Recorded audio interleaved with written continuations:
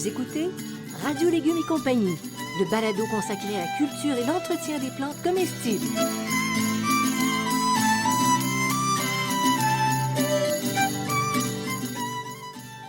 Laitue, basilic, plantation, poivron, bleuets, pollinisation, haricots, arrosage, fraises, insectes ravageurs et maladies, concombres. fertilisation.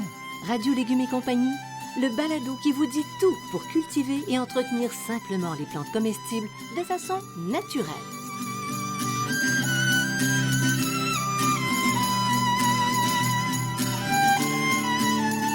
Cette émission vous est offerte par Garant, une entreprise d'ici qui, depuis plus de 125 ans, fabrique et distribue des outils de jardinage et de coupe, des outils à main et des solutions modulables de jardinage. La qualité des produits Garant est une référence aussi bien pour les particuliers que pour les professionnels. Garant vous propose des outils pratiques à haute performance qui rendront votre jardinage plus facile et encore plus agréable. En vente dans tous les bons centres horticoles et quincailleries.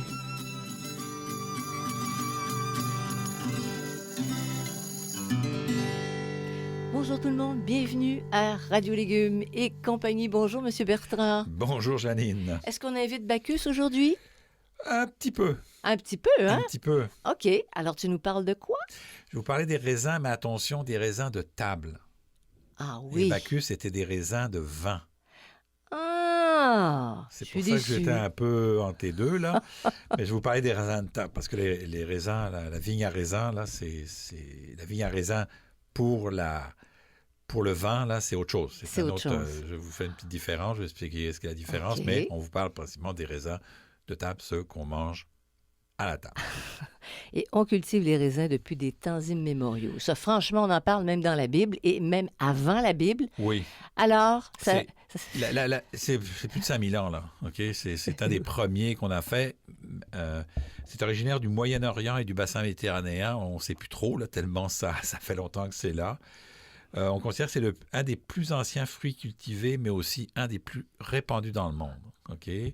Donc, on a les raisins de table, fruits frais ou secs, donc les raisins frais, et puis les raisins de cuve ou raisins à vin. C'est deux types de raisins différents. Moi, je pensais que c'était de ça dont tu nous parlais. Non, parce que je ne suis pas ni œnologue ni vigneron. Et ils sont consommés frais seulement depuis le 16e siècle. Avant le 16e siècle, on ne mangeait pas du raisin, on le buvait. On buvait, c'est-à-dire qu'il le pressait Il le pour en pressait. extraire le jus, point? Oui.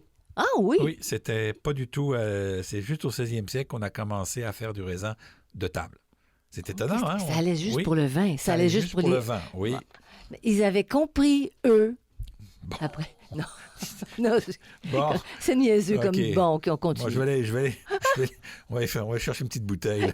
On va arrêter l'émission, on va aller prendre une petite bouteille. Là. Alors, il y a des formes, puis il y a des couleurs, mais extrêmement variées Oui, de très, raisins très de varié table. de raisins de table. Donc, c'est des grappes plus ou moins grosses. Les grappes sont différentes. Il y a du raisin blanc, mais qui aurait été verdâtre ou jaunâtre. Il n'est jamais vraiment blanc, là. Il y a des raisins rouges. Ils sont rougeâtres, bleuâtres ou noirâtres. Là. Il y a différentes couleurs. Et puis, certains ont des pépins et d'autres pas. Et d'autres pas. Il y a une raison? Est-ce que c'est parce que C'est c'est le cépage. hybridé? C'est ce Ou... qu'on appelle le cépage chez Il y le en a- raisin, là. Mais pour avoir des grains dedans. Parce là, qu'ils ont été hybridés comme ça. Là. Il y a énormément d'hybridation qui a été faite. Là. Pour les Il n'y a pas raisins. d'OGM là-dedans, Non. mais c'est de l'hybridation. Mhm. Alors, il y a un vocabulaire qui est assigné à la vigne Oui. comme tel. Donc, le pied de la vigne, lui-même, s'appelle un cep, OK? Et ça vient du latin cupius, qui veut dire pieux. Pourquoi? Parce que ça ressemble à un pieu, effectivement. C'est une droit. espèce de... Non, justement, c'est Non. très croche, là. C'est cette espèce de morceau de bois qu'on appelle le cep. Le sarment, c'est des branches ligneuses, parce que rappelons que la vigne est une plante sarmenteuse. C'est une plante qui fait des grandes tiges dans une année. Et le cépage, c'est la variété de raisin. Au lieu de dire que c'est une variété de raisin de telle variété, on dit que c'est un cépage. Là, on fait un rapprochement avec le vin. Ah, là, ça me plaît. Particulièrement avec le vin, effectivement. Oui, mais le raisin de table qu'on cultive au Québec, il y a des variétés qui sont un délice. Ouais. Puis franchement, ça revient. Oui. Ça oui, revient, oui. c'était disparu. Parce que je me souviens, à Montréal, dans les cours, il y avait des gens qui faisaient, quand on était petits, qui faisaient Ouais. pousser ça. Là, ça revient surtout parce qu'on a des variétés qui sont beaucoup plus sucrées. Parce que en réalité, c'est le sucre, c'est la quantité de sucre qui va changer. Fait que la vigne fait appel à quel type de pollinisation? C'est autofertile. OK? Donc, la plante va être auto-fertilisée, mais on bénéficie d'une pollinisation croisée. Donc, d'avoir plusieurs variétés, ça permet une meilleure pollinisation. Mais si vous avez une seule variété, c'est pas grave, ça va être pollinisé pareil. Bon, puis les insectes pollinisateurs sont pas requis pour ça. Oui. Un petit peu? Oui. Ah oui, parce qu'ils transportent. Autofertile, ça veut dire qu'une même plante, le pollen d'une plante peut fertiliser le pistil d'une même plante. Là. Oui, c'est ça. Mais il y a quelqu'un qui le transporte, là. Il y a un pollinisateur qui le transporte. OK, tu as besoin des pollinisateurs. Oui. Ça se fait. Le vent peut faire un petit bout, petit peu, mais souvent, c'est les pollinisateurs qui vont le faire. D'accord. Alors, combien de temps ça prend avant d'avoir la première récolte? Abondante. On a fait des tests, hein? C'est abondante, long. c'est 3 à 4 ans. C'est assez long, la vigne, C'est quand long. on a une fois planté, mais c'est une longévité de 15 à 20 ans, la vigne. OK? Fait quand on vous dit, oh, c'est des pieds de vigne qui sont là depuis l'Antiquité, là, c'est pas tout à fait vrai parce qu'ils seraient plus très productifs. C'est des pieds de vigne qui sont toujours remultipliés, là. On en a qui vont jusqu'à 50 ans, là, mais on en a quand même pas qui vont jusqu'à 400 ans. Est-ce qu'ils font des boutures sur les sarments? Comment ils font Non. pour régénérer? Et régénérer, ce sont des greffes. Ils font ça par greffe? Oui, ils font ça par greffe pour la bonne raison qu'il y a eu des petits problèmes, là, et on était obligé d'utiliser la greffe. OK. Mais on l'a fait par bouture à une certaine époque. Mais je voudrais dire une petite affaire. On avait essayé des raisins de table, puis ça prend 3 ans avant de savoir si ça va être bon. Ouais. Et ils étaient très ordinaires Ouais. au bout de 3 ans, puis on les a virés, Oui. et sans regret. Mais c'est long avant de savoir que tu as fait un mauvais choix. Ouais. Alors, vraiment vérifier Et puis là, si on vous en a les voulez racheté une bonne sucrés. variété qui Ils sont sont bien meilleures. bons, Ouais, mais ça. oui. Alors, il faut vérifier vraiment auprès Ouais, des producteurs Ouais, que son raisin est C'est très sucré. C'est ça. Oui. Alors, pour le goût, si on se fie au raisin de vin, on peut imaginer qu'on peut retrouver la même affaire dans le raisin de Alors, table. le goût, c'est généralement juteux, puis ça varie du sucré à l'acidulé. Donc, les raisins de table, c'est les plus sucrés, et les raisins de cuve sont plus acidulés ou sucrés, ça dépend là, des trucs, mais en général, ils sont acidulés. Ça prend cette acidité-là pour faire du raisin, pour faire du vin. Et les raisins secs, c'est des variétés très sucrées.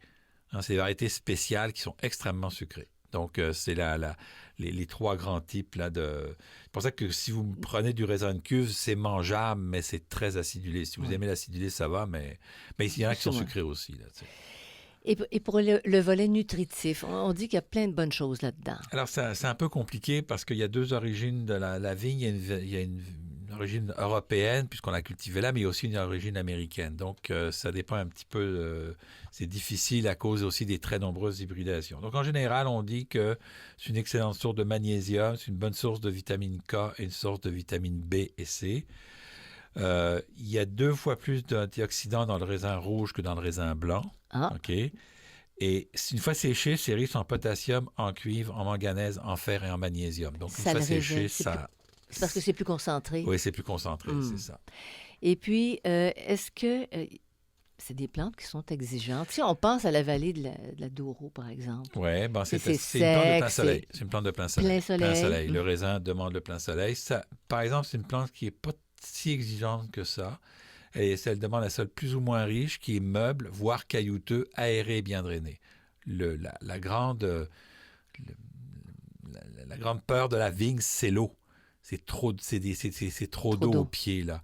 Donc, une plante moyennement à peu gourmande et moyennement assoiffée à sobre. Mais c'est surtout, si vous mettez une vigne dans un endroit où est-ce qu'il va y avoir des inondations, votre vigne ne va pas passer à travers. Non. C'est pour ça que quand on voit dans les régions plus humides, on les voit sur les coteaux, justement, pour pas qu'il y ait d'humidité. Il n'y a pas d'humidité dans le sol.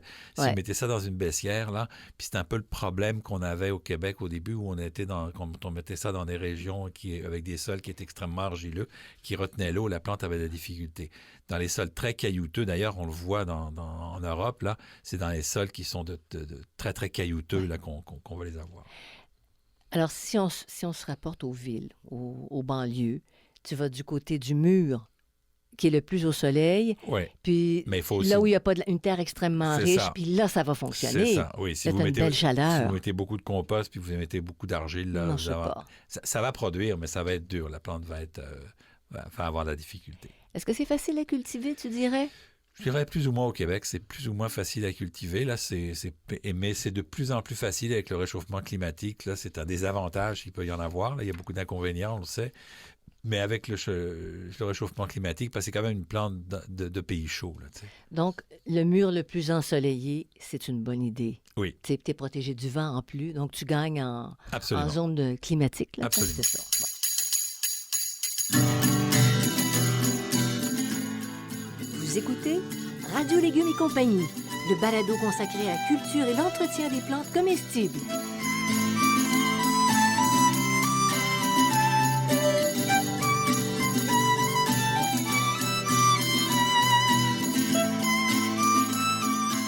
Il est temps de récolter vos fines herbes et vos légumes.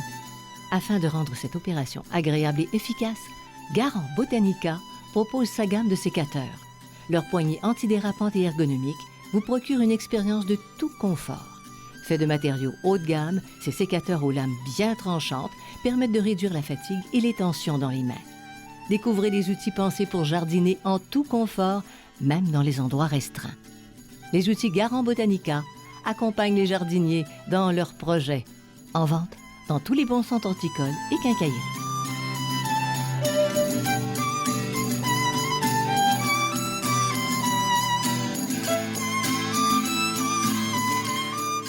Vous écoutez Radio Légumes et compagnie, le balado consacré à la culture et l'entretien des plantes comestibles.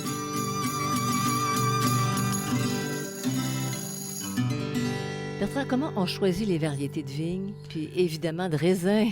Bon, fait que là, on choisit, c'est le choix du cépage, hein, donc on choisit le raisin. On va d'abord choisir des raisins de table, et dans les raisins de table, on va regarder ceux qui sont les plus sucrés puis les moins sucrés. On se fie là aux informations qu'on trouve sur le site Internet des vendeurs.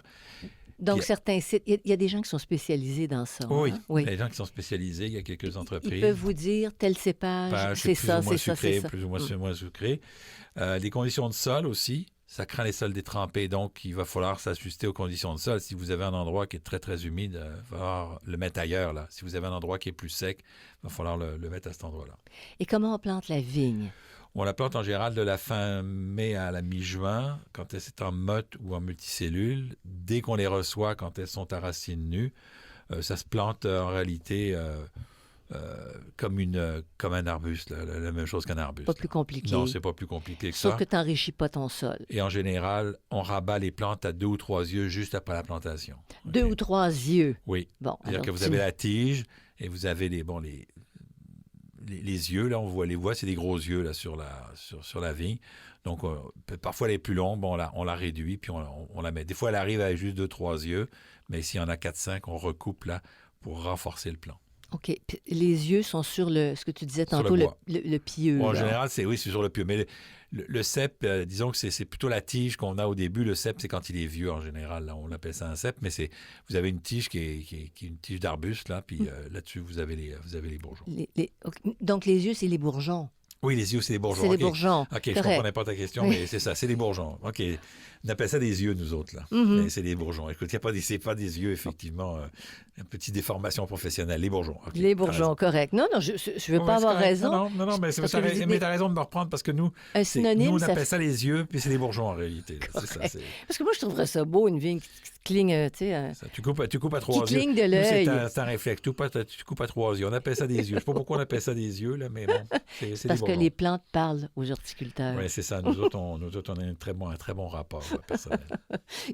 Et comment entretenir la première année de ta plantation? Bon, on arrose comme il faut pour la reprise, mais sans excès. On désherbe pour éviter la compétition. Et puis, on fait une protection hivernale le premier hiver, si nécessaire, dépendant des régions où est-ce qu'on est, là. Puis parce qu'il y a aussi les vignes aussi sont par région aussi. Il y en a qui sont plus résistantes, des variétés qui sont un peu plus résistantes au froid que d'autres, là. Donc, on fait une petite protection hivernale la première année, mais par la suite, on n'a plus besoin. OK. Bon, tu peux utiliser du jute. Oui, de la toile de jute. Tu enveloppes carrément ta tige. OK. Pour protéger des gels et du gros vent. Du gros vent, c'est ça. OK. Est-ce qu'on peut cultiver la vigne en association avec d'autres légumes parce que c'est une bonne idée? Oui, c'est une bonne idée. Donc, on a des associations fructueuses. C'est le basilic vert, la ciboulette, l'hysope, l'origan, la sauge, parce que ça chasse les insectes ravageurs. On peut aussi utiliser la fève, la gourgane, le haricot nain, le pois, le petit pois, le pois mange-tout, parce que ça apporte un petit peu d'azote dans le sol. C'est pas une plante qui demande beaucoup, mais tranquillement, ça va apporter un petit peu d'azote. Là, les quantités sont pas très importantes, donc c'est intéressant. Puis dans un sol rocailleux, parce que c'est ça dont tu nous parlais tantôt, un sol qui est plutôt Alors, au lieu rocailleux. d'amener de l'engrais Mais et d'en les mettre trop... pois là-dedans, ça marcherait? Les oui, pois ça va, dans oui, un sol comme ça? Oui, parce qu'il fixe l'azote du sol, l'azote de l'air. Puis les plantes à éloigner, c'est l'ail, le chou, tous les choux, les laitues, les lauriers sauces et la menthe. On évite ces plantes-là à côté de la taille. Parce que ça pourrait De même la vigne, ouais. ça pourrait attirer sur la vigne les insectes qui viennent C'est souvent ça. se rabattre C'est sur ça. les choux. OK. Alors, quelle taille on pratique? Là, quelle taille on pratique sur la vigne? OK, Un alors- aspect assez important, Oui, c'est un hein? aspect important. Pour une bonne La récolte. vigne, ça se cultive sous forme palissée, ce qu'on appelle, ou encore en tonnelle. Hein. Donc, il faut la guider, là, parce que c'est des grandes tiges, des grands sarments, là. Donc, c'est des longues tiges qu'on attache plus ou moins sur les fils de fer. OK? On peut les attacher ou parfois, quand elles sont assez jeunes, on peut les enrouler sur les fils de fer parce que de toute façon, elles vont être coupées à l'automne, donc c'est pas très grave. En général, on cultive ça le long d'un mur ou entre des piquets, là, pour qu'il y ait un support avec du métal. Et dans la taille de la vigne, il y a de nombreuses variantes. Hein. Si vous prenez les informations sur la vigne, vous allez vous retrouver de toutes sortes de variantes. Mhm. Moi, je vais vous parler d'une taille en région nordique. Parce que la taille en région chaude, elle est courte. Pourquoi? Parce que la période de croissance est longue. Fait que c'est tes sarments. C'est les sarments, c'est les espèces de sarments. grandes tiges qui partent. C'est Et ça là, que tu coupes. Oui, c'est ça qu'on coupe. Et là, on va couper court dans les régions chaudes. Mais dans les régions nordiques, on va faire une taille plus longue. OK? Parce que la période de croissance est plus courte. Donc, la taille de fructification, je dis bien la taille de fructification, c'est pas la taille de formation. À la fin de l'hiver, on taille le pied de vigne à 4 ou 5 bourgeons auto, Oui. alors que dans une taille en région chaude, on va vous dire à 2 à 3 bourgeons. Mais si vous faites ça ici, là, la plante n'aura pas le temps de produire assez. Donc, c'est 4 à 5 bourgeons. OK? Et si on remonte en climat nordique, là, si on veut s'amuser un petit peu, ben on conserve plus d'yeux. Okay? Plus on est au nord, plus on conserve d'yeux. Pourquoi? Pour que la plante ait le temps de faire des tiges. Parce qu'à chaque œil ou à chaque bourgeon, il part une tige tige. qui peut faire plusieurs mètres de long dans certains cas. Là. C'est OK? ça. Fait que là, tu as une possibilité C'est de ça. plus. C'est ça. Donc, plus on a une période de croissance qui est longue, plus la tige va être longue. Donc, dans un climat chaud, on va faire une taille plus courte pour limiter le nombre de tiges, mais on va avoir une grande longueur. Dans un climat froid, ben, il faut un peu plus d'yeux parce que la longueur des tiges va être moins longue. Là. OK? La longueur des tiges va être moins longue, les tiges vont être moins longues, ça va dire ça comme ça. Dès que les feuilles sont complètement développées puis que la vigne a fleuri, là, on va réintervenir une deuxième fois sur la vigne. On supprime les tiges trop longues, celles qui vont vraiment très, très longues, afin de limiter la croissance. Et ça, c'est particulièrement en région nordique. Ils font aussi en région plus chaude. On les voit faire, mais en région nordique, c'est important parce que c'est la plante va continuer à croître, mais elle va pas avoir assez d'énergie pour faire des raisins. C'est ça. Tu as beaucoup de sarments, mais tu n'as pas beaucoup de... C'est ça. De grappes. OK. On dégage les grappes en les palissant. Les tiges ou en les enroulant sur les fils de fer. On voit ça des fois dans les reportages. On voit les gens qui dégagent les fruits, puis les grandes tiges qui retombent, ils vont les attacher sur les fils de fer ou les couper.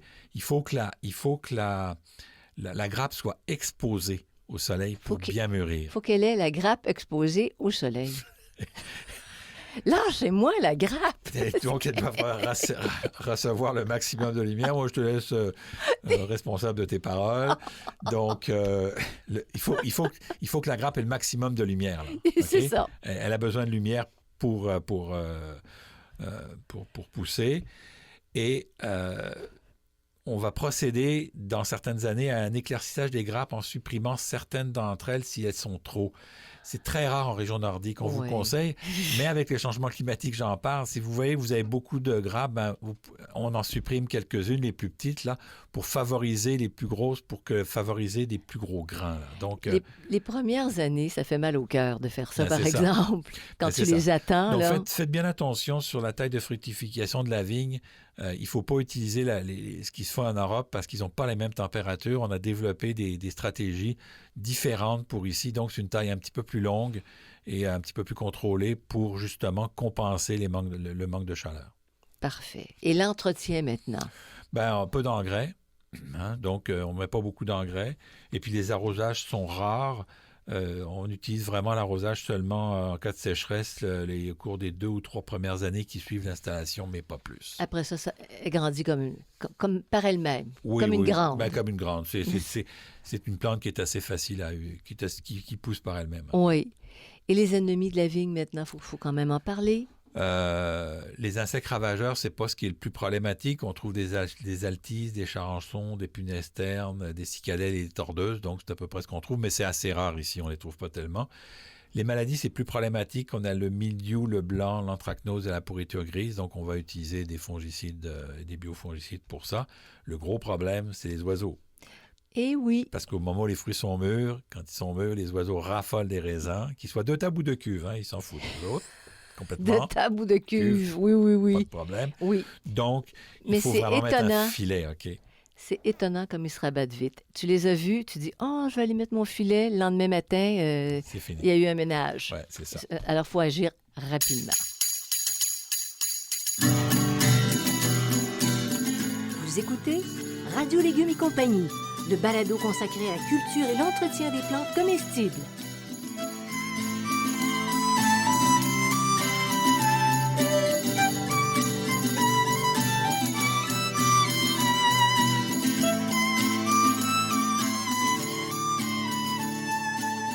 Vous vous passionnez pour la culture des fruits? Je vous propose un livre technique abondamment illustré, Le jardin fruitier, facile et naturel. Vous y trouverez une foule d'informations sur l'organisation du jardin fruitier, les choix, l'entretien et les récoltes de 10 fruits charnus, 11 petits fruits et 3 fruitiers grimpants. Si leur histoire vous intéresse, Étonnante histoire de fruits vous séduira par son originalité. Tous mes livres, produits 100% localement, sont en vente dans les librairies du Québec.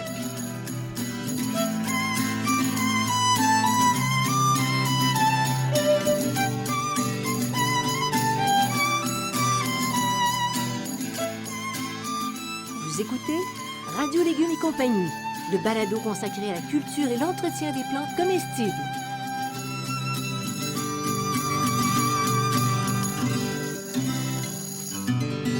Pourtant, c'est le moment le plus agréable. C'est le moment où on récolte nos raisins.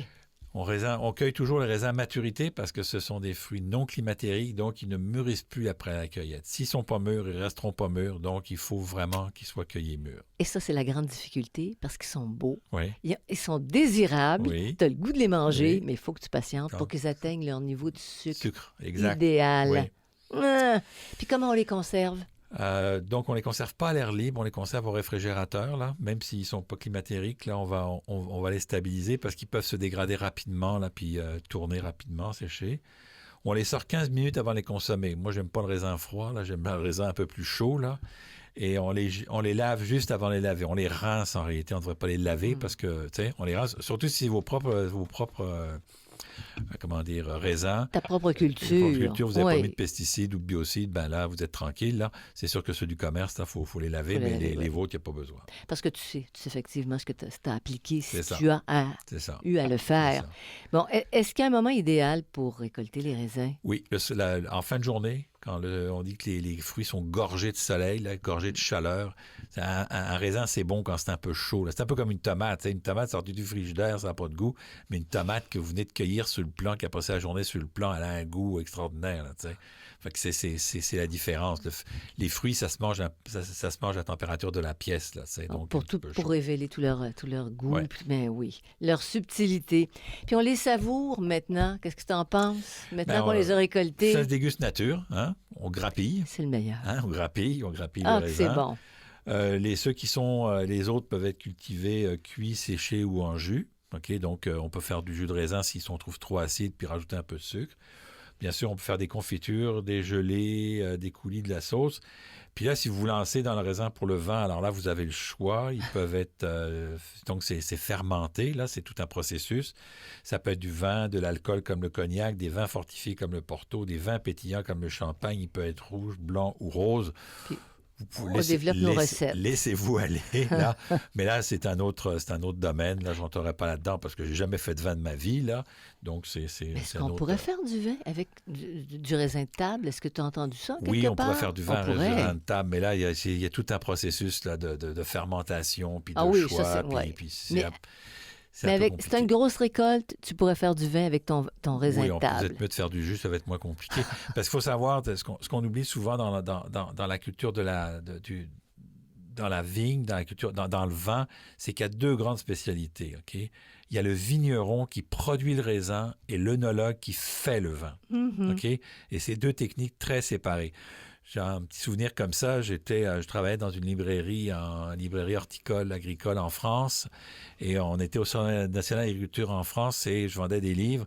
Et il y a un monsieur qui m'arrive en me demandant, puis je connaissais pas trop la différence, qui me demande un traité d'œnologie. Et je lui sors un traité de vigne. Et je me suis fait engueuler en me disant, mais monsieur, je vous ai demandé un traité d'œnologie, c'est pas un traité sur la vigne. Mais je dis, c'est pareil. Non, c'est pas pareil. Pas Vous savez pareil. rien.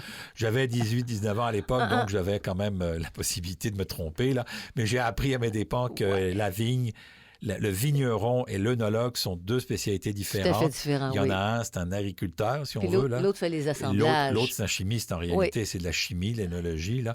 Et donc, c'est l'assemblage, comment composer le vin, comment travailler le vin, comment le faire dans la cuve. C'est pas la même Alors, chose. on a des vignerons œnologues, là, des petits vignerons font les deux, là, ils font souvent de très bons vins aussi, mais les très grands crus, les très grands chais ont leur œnologue et leur vigneron. Fait qu'on va laisser ça de côté. C'est pour On ça va que- se contenter de prendre le raisin de J'ai table. fait aucune étude en œnologie Ah non. et pas beaucoup d'études en vigneron, donc je parle de raisin de table que je connais plus.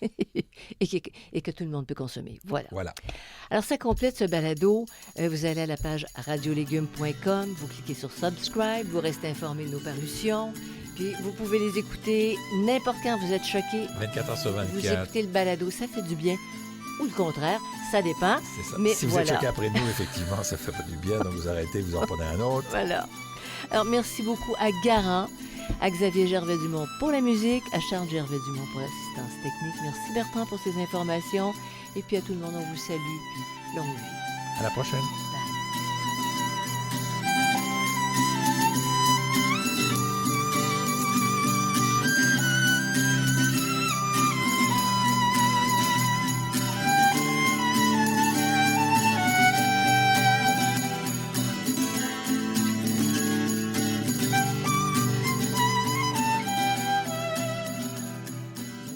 Vous écoutez Radio Légumes et compagnie, le balado consacré à la culture et l'entretien des plantes comestibles.